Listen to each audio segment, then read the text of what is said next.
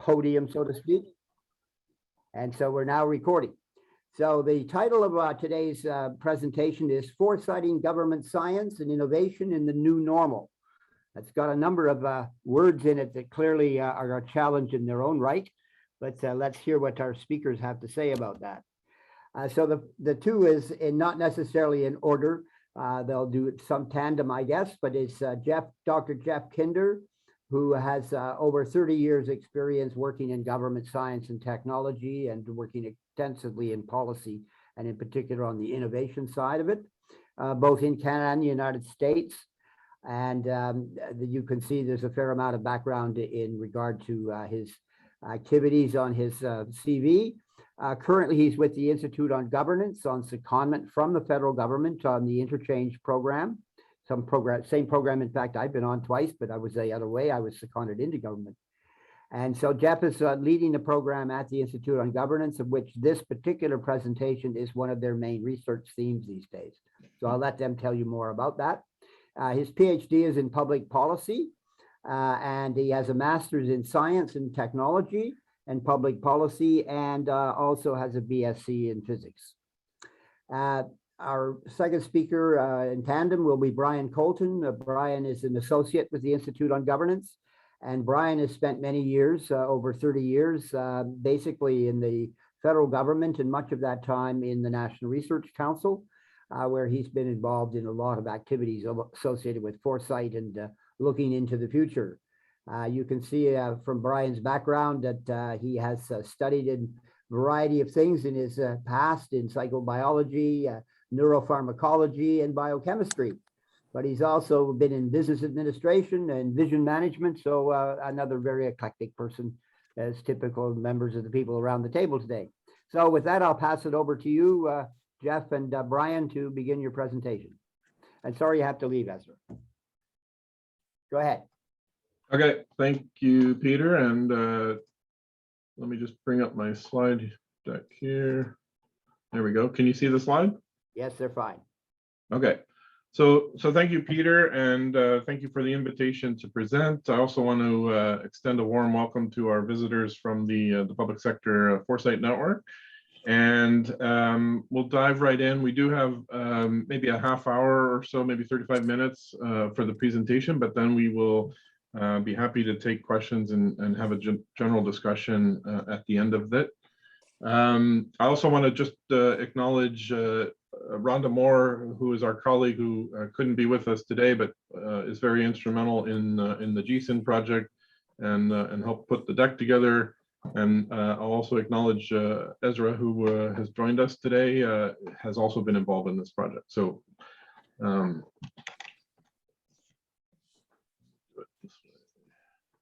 all right, so just a brief commercial about the IOG. So we're a small not-for-profit think tank located here in Ottawa in the Byward Market. We consider ourselves geeks for governance. We do everything related to public governance, including a small team dedicated to science and innovation policy and governance. We provide training and consulting and research services. So if you have any interest in learning more about the IOG, I'd be happy to talk offline on that. So just in terms of the overall outline of what we're going to do today, this initiative that we're going to be talking about is very much situated in this discussion that's happening right now about the post-war social contract for science and the relationship between science and society. So we'll talk about that. I will then provide a few brief overview of the GSIN initiative itself. Then I'm going to turn it over to Brian to summarize and have a bit of a look at the findings that we've obtained through our hindsight exercise and foresight workshops. And then time permitting, we'll come back to drill down a little bit more into some of the specific themes that we see going forward in under the GSIN initiative.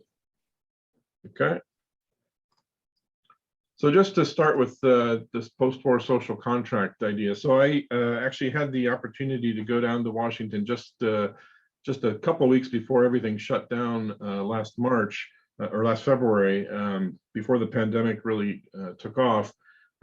where the National Academies of Sciences was celebrating the 75th anniversary of the famous report, Science, the Endless Frontier. It had been commissioned by President Roosevelt in the waning months of the World War II. And Dr. Vannevar Bush, his science advisor, prepared the report, which for all intents and purposes laid out the blueprint for post-war science in the US. But of course, because of the dominant position of the US in the post-war period, and the fact that many other countries in Europe were focused on rebuilding, its basic social contract or blueprint has been adopted by most of the industrialized world in that post-war period, and it was later promulgated through things like the OECD and other means. And so it was also a guiding document for, or at least the tenets of the contract were also important in the Canadian context. So at this event last year, they celebrated the end of, or they celebrated the 75th anniversary of the report, but also then obviously looked to the future to say what comes next. So just a reminder in terms of what we're talking about when we refer to the post-war social contract for science. The Bush report very much laid out a notion that there's this implicit contract between science and society, in which society provides funding to the scientific community and a large degree of autonomy in terms of setting research directions and figuring out where the science was going to go, in exchange for the benefits, which would be considerable but unexpected and unplannable. That would benefits would flow back to society.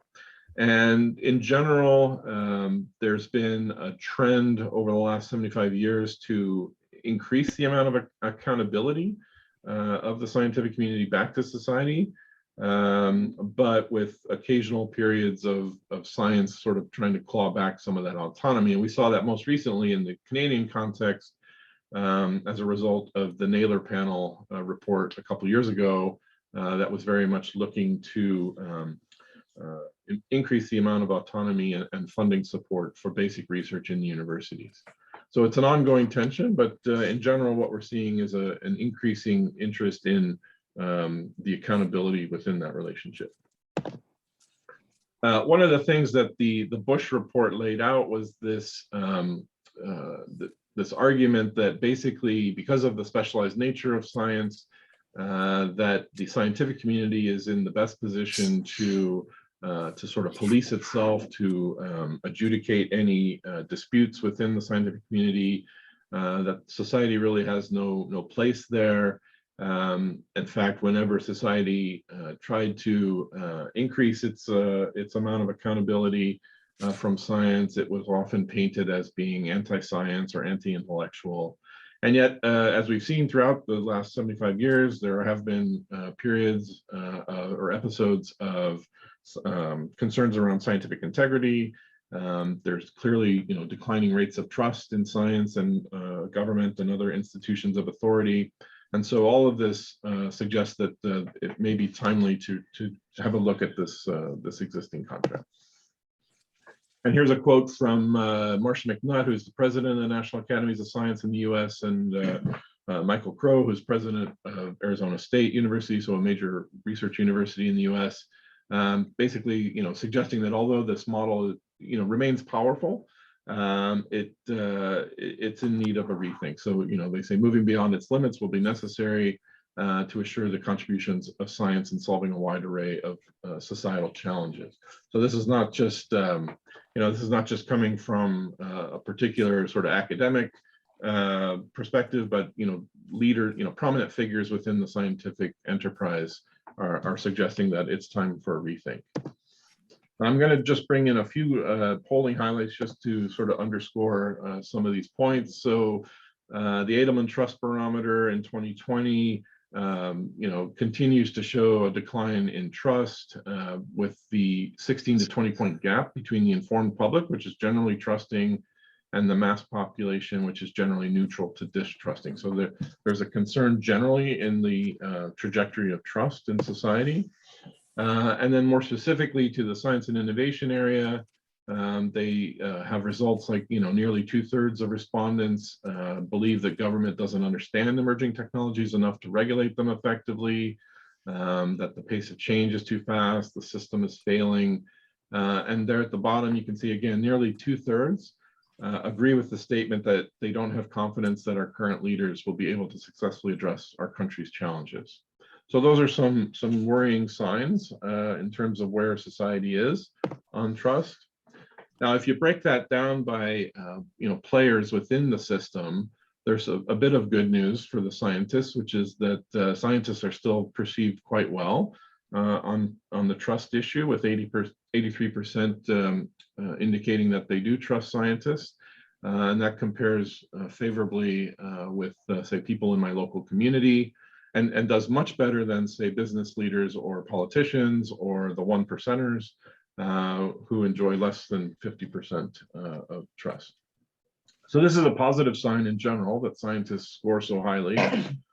But if you look at, say, the 3M survey, which looks at 14,000 people around the world, 58% think that scientists are elitist, and almost half believe that scientists are not as ethical as they should be.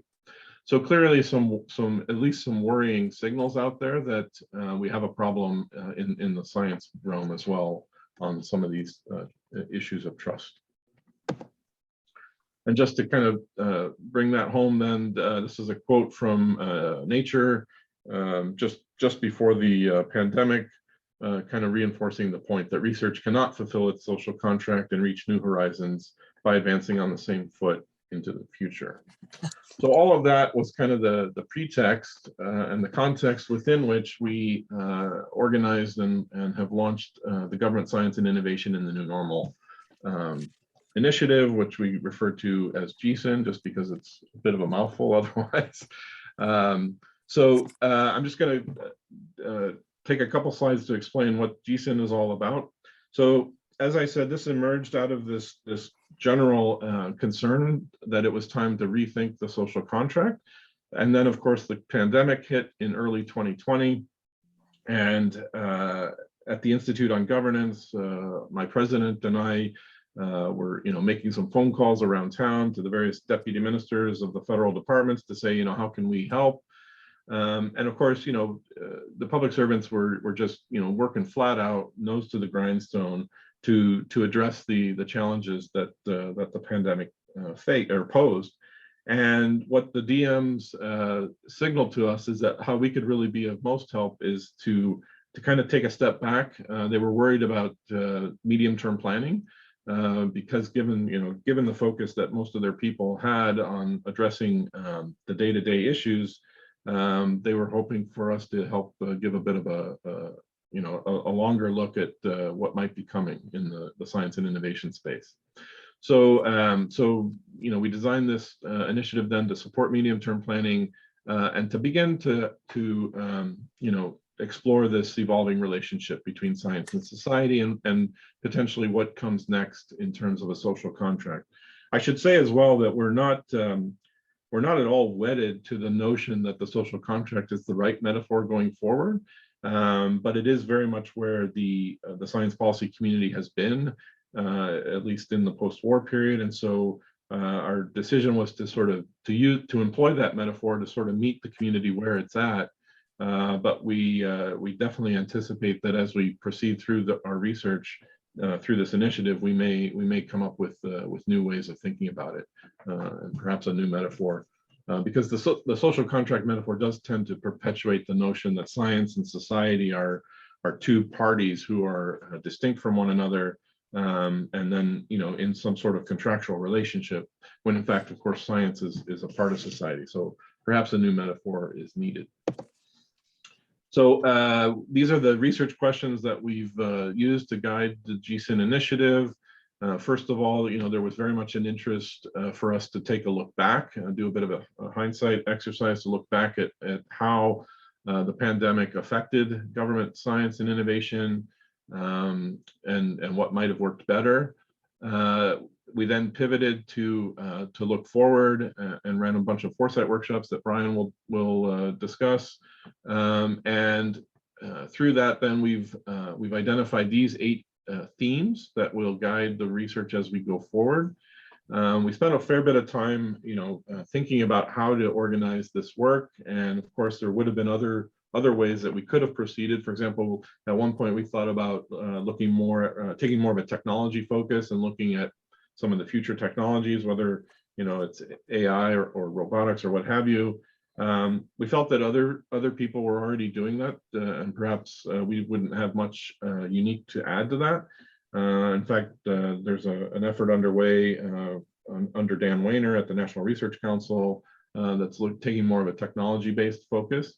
And given that we're the Institute on Governance and tend to think more in terms of policy and governance, we landed on these 8 themes. And later in the presentation, I can go into those in more depth if anyone's interested in particular issues, but I won't do that at this point. And then the final question was, again, to start to think about how will these themes impact on the long-term renewal of the social contract, particularly in this post-truth environment in which we find ourselves. So just before I hand it over to Brian, I should also have included a slide to just indicate that and to express my appreciation to the funders of this initiative. So we have 8 federal departments and agencies on board to the tune of about $200,000 supporting this effort, and I very much appreciate that support. Let me turn it over to Brian. Okay, and you hit page up or end. End. Okay, thanks, Jeff. And as earlier, thanks very much for everyone for joining, and to our colleagues who are coming in from the US and beyond through the Public Sector Foresight Network.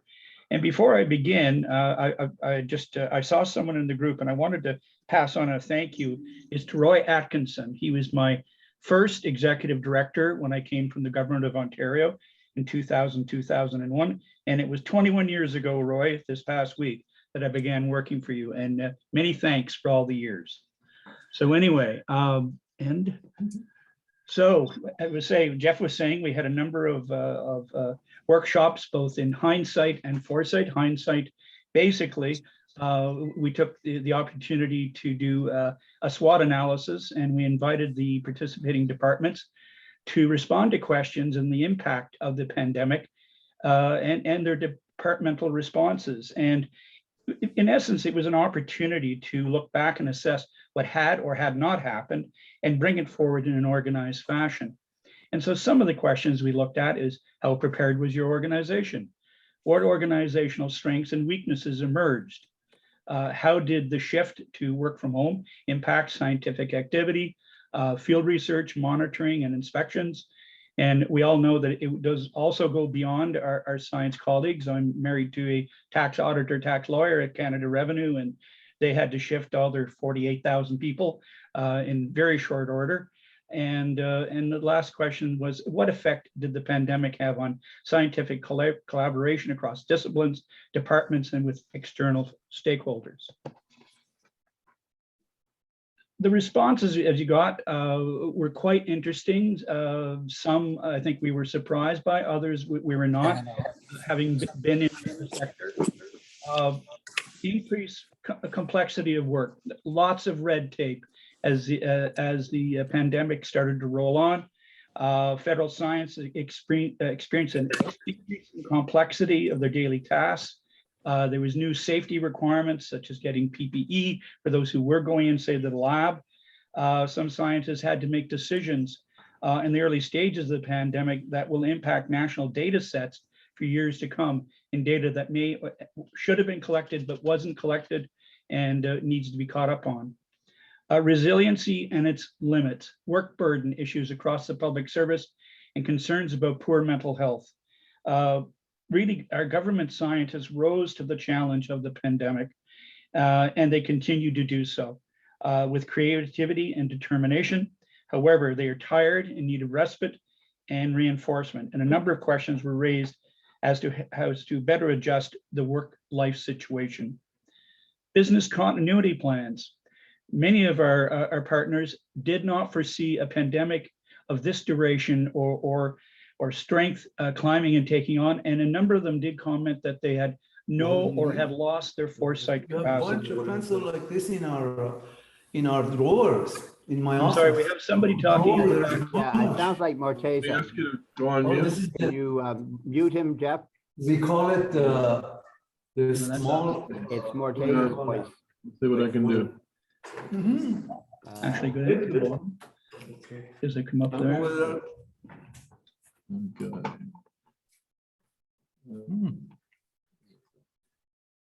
Good. Oh, there we go. Sorry about that. Sorry. Can you hear me? Raise a few hands if possible. Okay. Business continuity plans, I think we were touching on. As I say, they did not foresee the magnitude of the pandemic.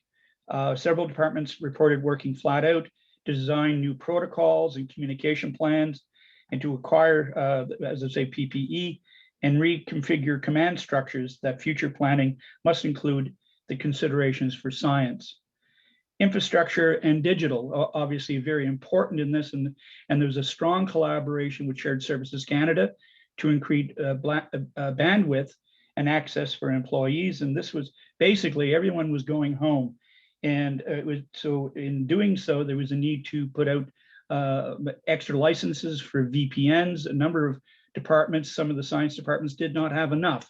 And so there was a lag and a delay in that regard. This in itself allowed for virtual meetings and get-togethers, replacement for international travel, et cetera, and training.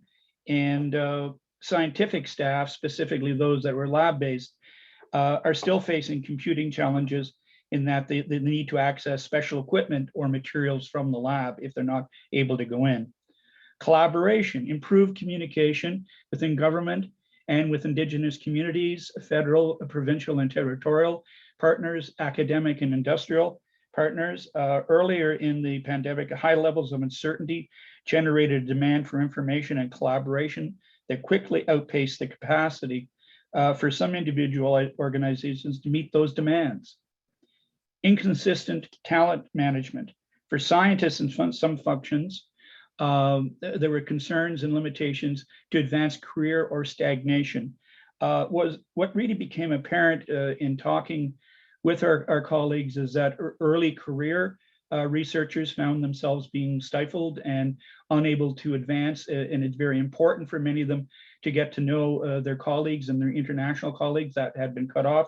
Students, the federal government takes on hundreds, probably thousands of students every summer, and many students did not, in their view, did not have what you would call rich or full summer experiences that they should have. And of course, late stage or more established researchers found themselves in many cases, responding to the pandemic and not to the research that they were doing. So that obviously would affect their publications, et cetera, and the view towards moving forward. And then lastly, career barriers in interdepartmental mobility. There was a lack of suitable HR mechanisms for staff to move across departments. And more especially, it was seen between the Health Canada and the Public Health Agency for short-term assignments that prevented staff with in-demand skills to take up assignments at departments for the short term.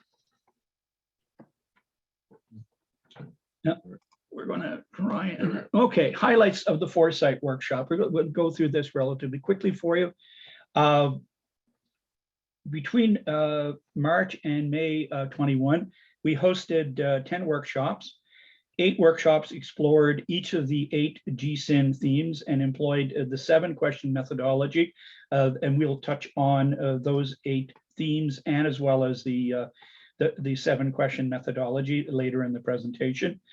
2 workshops examined government science by function, such as R&D and RSA, and were guided by variations of the 7-question methodology.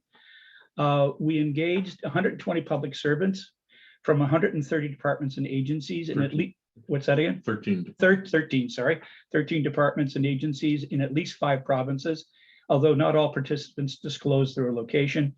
and 41 participants attended 2 or more of the Foresight workshops. My background, as Peter said, is I have been involved in Foresight over the last number of years, having been involved with Jack Smith and Jonathan Kaloff, who were really the builders of the FSN back 20 odd years ago. My last stop was at the National Research Council and had an opportunity to do a range of foresight work there. And it allowed me to put together sort of a Foresight 101 and a Government of Canada perspective on foresight. Of the people who did participate, most participants had some knowledge of foresight. I would say at least 50%. It was fairly basic. They'd heard about it, or it had been mentioned. Some had participated in foresight exercises that I had been involved in back at Industry Canada, Health Canada, and the NRC. And there were others in the room in the sessions who had in fact ran foresight units at one time, one in particular being the Public Health Agency of Canada. The first workshop was an introductory session, which covered sort of foresight principles of what it was and what it was not. We touched on such aspects of positioning foresight in the context of strategic planning, looking at the 1 to 5 year government cycle, and then going out beyond to 10 years or therein and or abouts. We touched on tools, the tools and the methodologies, and basically focusing on a toolbox or a toolkit with emphasis of not using a lot of foresight terminology, but keeping it very generalized. And I found that to be very successful. And so we looked at things like scenarios. Who had not heard about what a scenario is?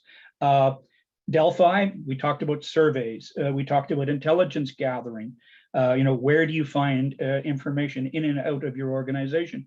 We also touched on the acronym is STEEPLE, which is social, technological, environmental, economic. You could put in ethical, political, and legal. In essence, social contract that many Canadians have, especially within the development of technologies. Another part of it is that we did a historical overview of foresight exercises and units within the Government of Canada, beginning in 1973 at the Advanced Concept Centre of Environment Canada to the present. And part of that discussion, we looked at, again, what had worked and what had not worked within the Government of Canada. I think a number of you who know me have seen me present on this before. It goes within the government cycle in many ways. It's like a sine wave. It does this. Shops come and go, and say we could fill this room with the number of people who have been involved in foresight in one way or another. Lastly, we talked about why the IOG chose the 7-question methodology.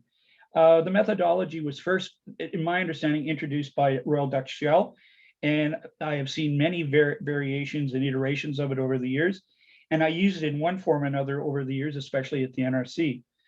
And why the 7-question methodology? I'll read exactly from the script. As seen as a natural progression method coming out of the hindsight workshop, and a means to explore information that participants may have about the past or the future, which they have not yet expressed. And it's an opportunity to give participants some license on what they would like to see happen if they were in charge or as a decision maker. So looking at the 7 questions, as I say, I'll just highlight on a few of them here. One, what would you identify as the critical issues for the future? If things went wrong, what factors would you worry about?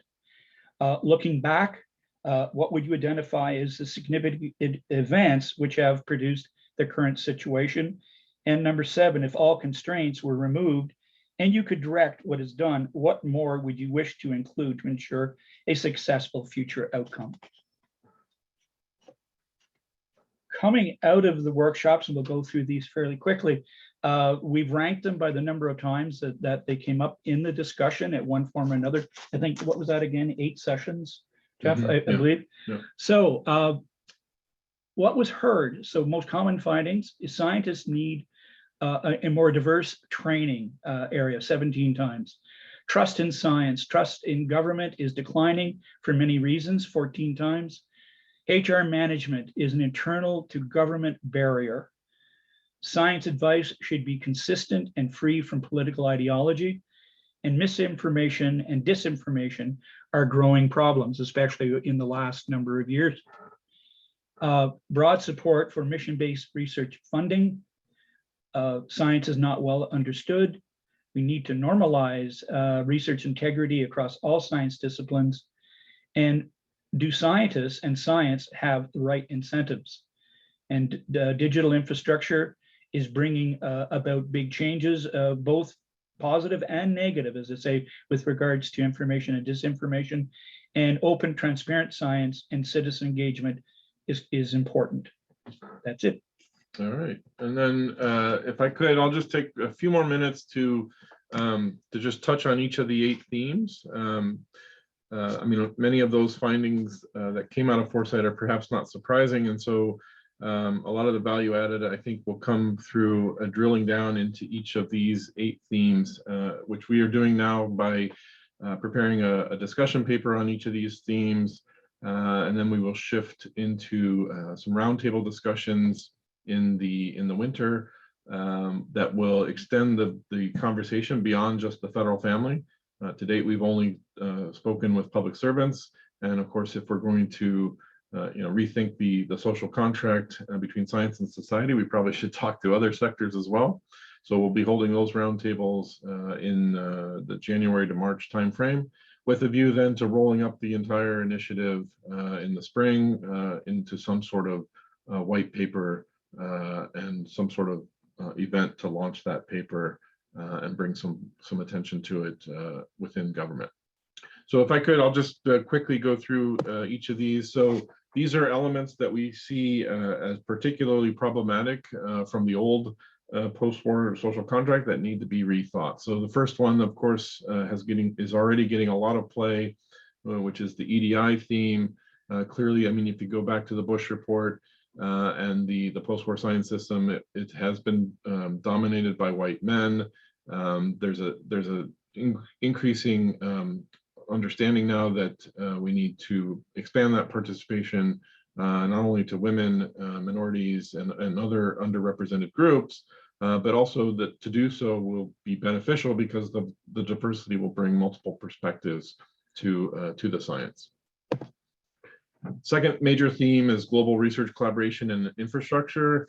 Again, you look at the Bush report, and it was very much couched in terms of developing national science and innovation systems to advance domestic interest. As we know, the grand challenges of today are increasingly global and require international approaches. So going forward, a new approach to science needs to think about science diplomacy, international research infrastructure, and collaboration. The third major theme is around inclusive innovation, or sometimes we refer to it as social science. Of course, by social here, we're not necessarily referring just to the social science disciplines, but to a more to opening up the conduct of science and innovation to society. And so, the post-war contract saw no role for non-scientists in the process.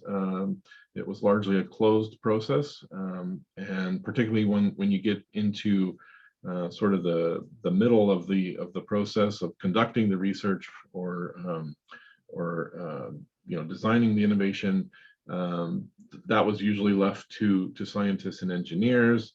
But now we're seeing, through things like open science and citizen science, community-based research, patient-based research. These are various attempts to figure out how can we bring society into the process. And if we take this, if we take this this 7-part scientific method and kind of curve it around here, then the question is, how far can we bring society into this? Obviously, science requires a lot of specialized knowledge and expertise, but where can we bring society in? Another way of thinking about that is to get away from, again, this notion that science and society are kind of on two sides of a wall. science is actually part of society. So can we make that membrane around science more permeable? And then what are the norms that should govern that permeability? Another major theme is around this idea of interdisciplinary, indigenous, and other ways of knowing. So again, the post-war contract was very much discipline-based and very much focused on the natural sciences, biomedical sciences, and engineering. There's increasing interest in how do we integrate the social sciences and humanities, but also, move beyond a discipline-based approach to more interdisciplinary approaches. And given the strong interest in Canada towards truth and reconciliation, how do we bridge, or how do we interweave Indigenous traditional knowledge and other ways of knowing in our approach to science? Another major theme is the whole focus on mission-based or mission-directed research and innovation. So if you go back to the Bush report, the post-war contract didn't like the idea of planning. Bush argued vehemently against this, arguing that science advances best through, quote, the free play of free intellects working on subjects of their choice. And so this has led to a predominance of interest in supporting curiosity-based basic research. There's increasing interest now, based on the work of Mariana Mazzucato and others, to how do we take a more mission-directed approach. Another major theme is what we call SCOPE, which stands for Science Communications Outreach and Public Engagement.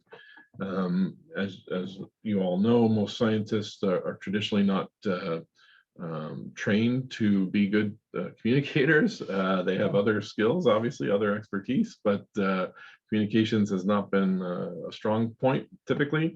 And their incentive systems have not rewarded being good communicators. Similarly, outreach and public engagement has not been something that has been a major focus in the post-war period, but we're seeing an increased interest in that. So how do we reward and advance the SCOPE ideas? Skills and knowledge. So obviously there's increasing attention to the need for training people in STEM disciplines, in the scientific and technical disciplines. But there's also increasing recognition that those skill sets alone are not enough for scientists of the future. And beyond that, we need to think about what sort of skills do the rest of us need in terms of improving public scientific literacy, making sure that people are able to make evidence-based decisions. And then finally, we kind of come full circle to the thing that prompted the whole initiative, which was concerns around the declining trust in science. So there is a particular theme around these issues, and understanding that we need to address scientific integrity and science ethical issues to help, as part of the conversation, to help increase the trust that we have between science and society. So then, just as a final sort of summary quote, this is from Dan Sarowitz, who's one of the leading science policy scholars in the US. He basically said it's time to put the Bush's report to rest. He says, let the 75th anniversary be the final celebration of a once powerful idea whose time has now passed. And I'll just conclude by, this is our website. If you'd like to learn more about what we're doing at the IOG, we'd be happy to hear from you. And especially on this project, this link will bring you to the full project. To GSON, exactly. And with that, let me just say thank you. And here are our email addresses. We'd love to hear from you. And Peter, back to you. All right. Well, thank you very much, gentlemen. It provided some very interesting insights into your survey work and some directions going forward. I'm sure there'll be a number of questions. I've noticed some has been posted. So while the screen has been reset there, I take the chair's liberty to ask the first question. And in fact, I guess it was triggered by your introduction of the notion of Indigenous knowledge. This is something I find really fascinating. It's certainly come to the surface now that this is being discussed in many circles internationally, as well as within